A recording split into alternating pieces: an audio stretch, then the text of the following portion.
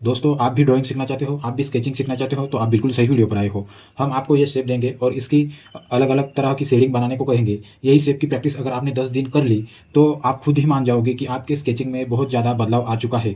तो दोस्तों, इस चैनल को सब्सक्राइब कर लो ताकि आने वाला हर वीडियो आपको देखने को मिलेगा। तो चलो हम वीडियो को शुरुआत करते हैं। तो दोस्तों देखो, शेडिंग करेंगे आज हम। दोस्तों, अगर नए नए हो ना आप, तो यह सब बहुत ज़रूरी है, क्योंकि शुरुआत तो यही से ही करनी पड़ती है। आपके हाथ को वार्म अप देना पड़ता है, क्योंकि अगर कोई भी खिलाड़ी हो, वो गेम शुरू होने से पहले वार्म अप देता है अपनी बॉडी को, तभी उसकी बॉडी फ्री होती है। तो वैसे ही आपको स्केचिंग सीखनी हो, ड्राइंग सीखनी हो, तो आपके हाथ को वार्म अप देना पड़ेगा ताकि आपका हाथ आसानी से इधर उधर घूम सके।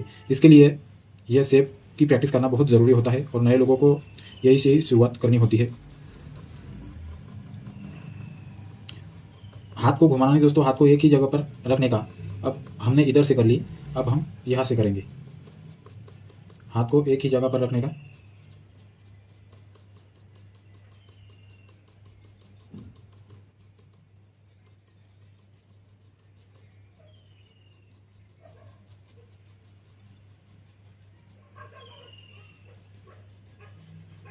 हाथ को ज़्यादा मत घूमने देना।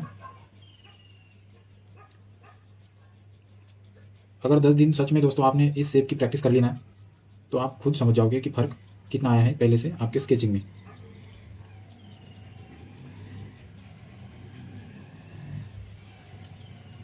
अब यहाँ से